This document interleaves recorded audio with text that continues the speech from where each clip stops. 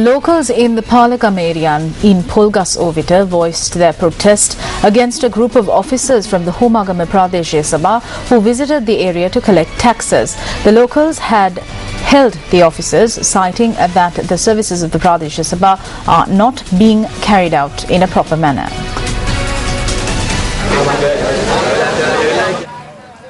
A group of officers from the Homagama Pradeshya Sabha arrived at the Sri Vardhanarama temple in Palagama, Polgas Ovita to collect taxes.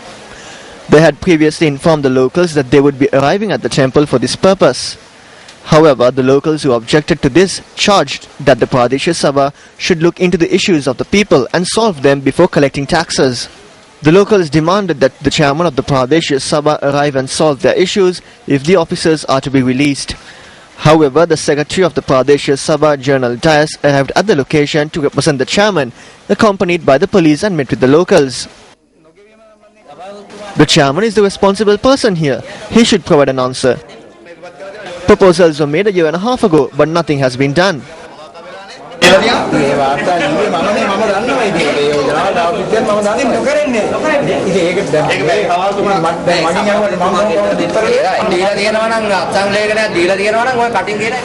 We cannot accept anything you are saying now. Give us a written promise.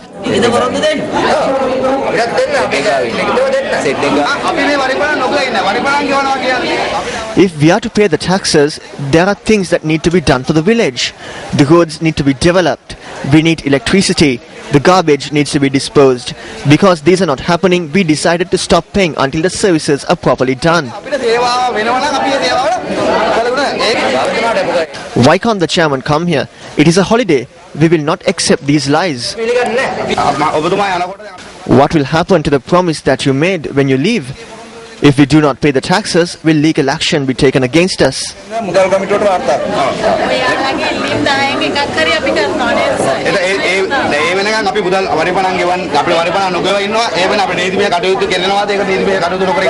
No legal action will be taken. I will report this to the committee on the 12th.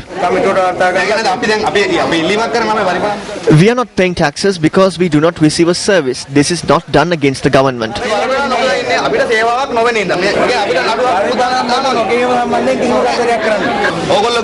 You said that if taxes are not paid, something in the house will be taken away.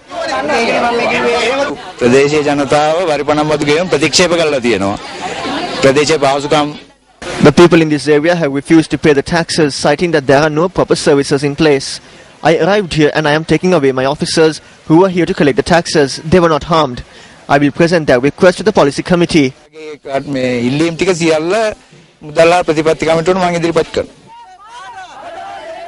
Later, the group of area residents dispersed after a promise was made by the secretary of the Pradeshya Sabha. They also engaged in a protest march.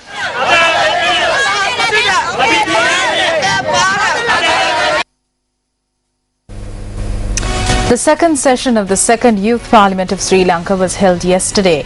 It was held at the National Youth Centre in Maharagama. A distinguished gathering including parliamentarians and ministers were invited to witness the proceedings. In the Youth Parliament, there is no need to echo the views of your party. You can voice your own opinion according to your conscience. However, parliamentarians cannot do this. This is because we have to consider the various views within our parties when arriving at a decision to resolve public issues that affect the country. Let's consider the 13th Amendment. There are various views on it even within the government. Once we express these views and arrive at a common consensus, then whatever your personal opinion is, all members of the government should abide by the common consensus. You do not have any restrictions of this sort, therefore you are much more independent.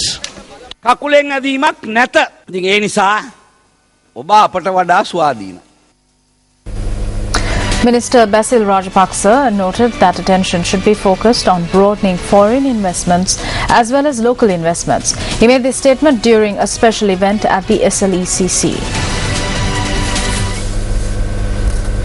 The 2013 Investment Day organized by the Sri Lanka Securities and Exchange Commission was held in Colombo today.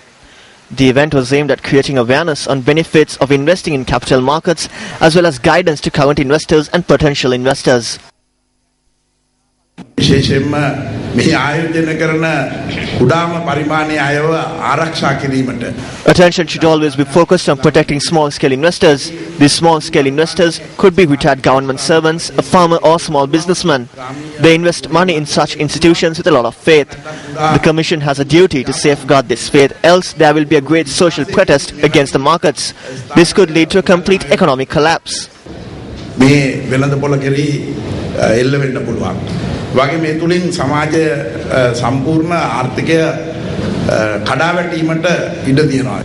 අපේ සාමාන්‍ය වර්ධන වේගය පසුගිය කාලය තුලදී We were able to maintain an average growth rate of about 7% in the past. GDP, which stood at $24 billion has risen to $60 billion. Per capita income, which stood at $1,240, has risen to $3,000. Unemployment has dropped from 7.2% to below 4%. We have maintained a single-digit inflation over the past 52 months. In the coming years, we plan to achieve several special targets and increase the GDP to $100 billion and per capita income to $4,000, as mentioned in the Mahinda Chintana Vision for the Future. We hope to drive the stock market to reach a target of $50 billion. කොටස් වෙළඳපොලේ ඉලක්කයක් ඇමරිකානු dollar බිලියන 50ක ඉලක්කයක් වෙතටත් යන්න පුළුවන් කියලා මා හිතනවා. Resident representative of the IMF, Dr. Koshi Mathai, highlighted that exports in the country has seen a steady decline over the past 18 years. He made this comment at the 94th AGM of the Colombo Rubber Traders Association, which was held in Colombo yesterday.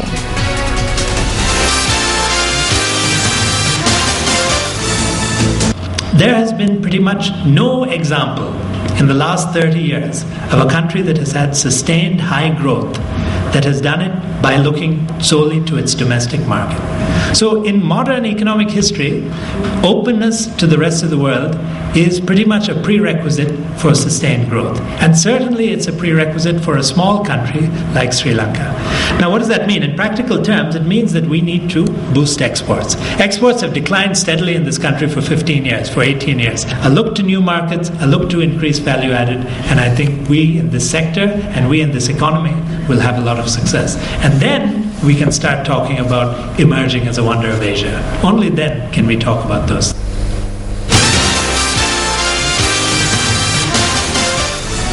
A meeting which brought together farmers was held at the Mahiyangana Raja Mahaviharaya yesterday.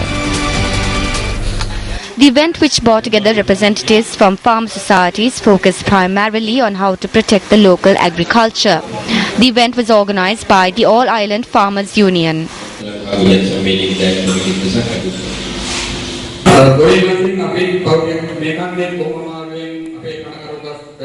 As farmers, we found it hard to engage in farming during this season. We even had to pawn our jewelry. We haven't got fertilizer as yet. We cannot have much expectations about the harvest this time around.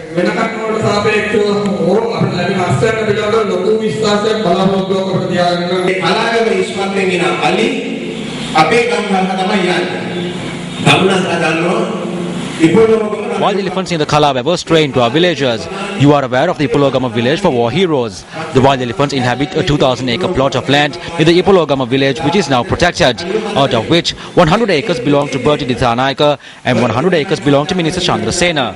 Because plots of lands are being sold and the construction of village for war heroes, elephants have no place to go and they stray into our lands.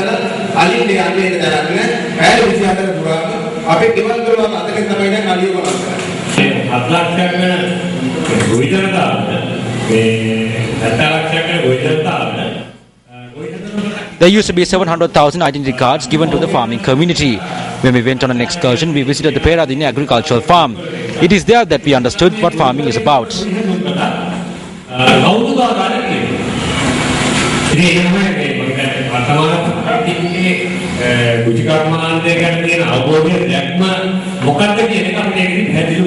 Here, a letter was signed by representatives from numerous farming associations to be presented to the President.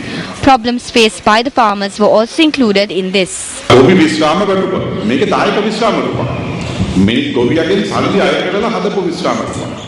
The farmer's pension scheme is similar to the ordinary pension scheme. The money being obtained by the farmer formulates the pension scheme. The government implements this upon the 95,000 farmers without any issues. The government does not do this to any other sector. The government knows that no problems will occur from the farmers. Even with the increasing of price of fertilizer and slashing of concessionary prices, the government knows the farmers will not raise any issues. The government comes to us. From now we will be going to the government with a message that this is not the way. In the future, we have to show them that we are not prepared to bear this any longer. The farmers will fight to take necessary steps.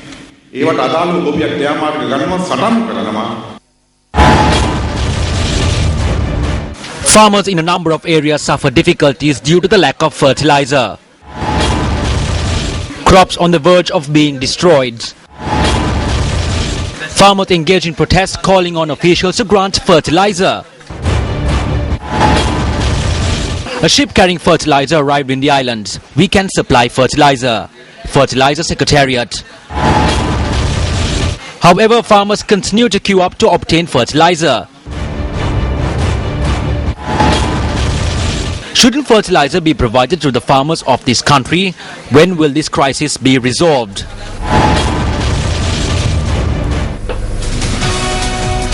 You reporter Ganeshan Kirshanthan filed this report about an accident that took place in Kottagala.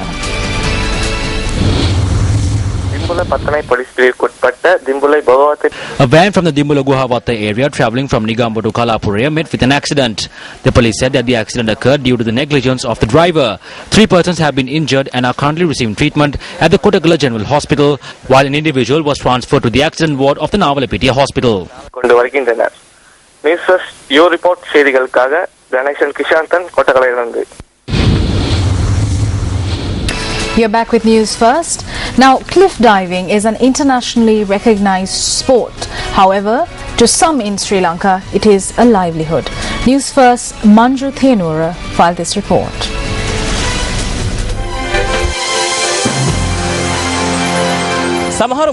Some people jump off cliffs to commit suicide, but there are those who jump off cliffs for a living. We travel to the Galle Fort in search of a group of cliff divers. The News First team met with an extraordinary group of people who make a living in the Galle Fort. Anura, Asanka and Buddhika wake up early each day and come to this historic landmark to earn a living. These youngsters live on the brink of danger to earn a living. They earn a living by leaping off the 48-foot high Galle Fort into the treacherous waters below to please both local and international tourists.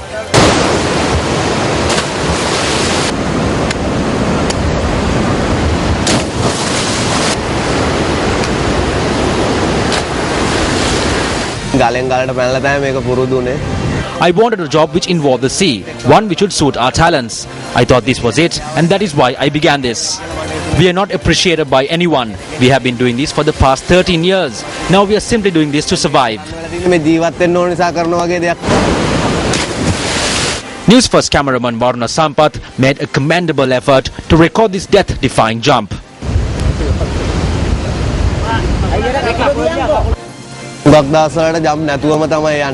On most days, we don't engage in cliff diving because there aren't any tourists. They are not interested in paying money to watch us. Youngsters in other countries engage in cliff diving in this manner with protective gear. This rare talent is one which can be improved and fostered and eventually brought up to international standards. Sometimes my wife and I face difficulties. People ask my wife whether she is happy with what I do for a living. To be honest, they do not like it.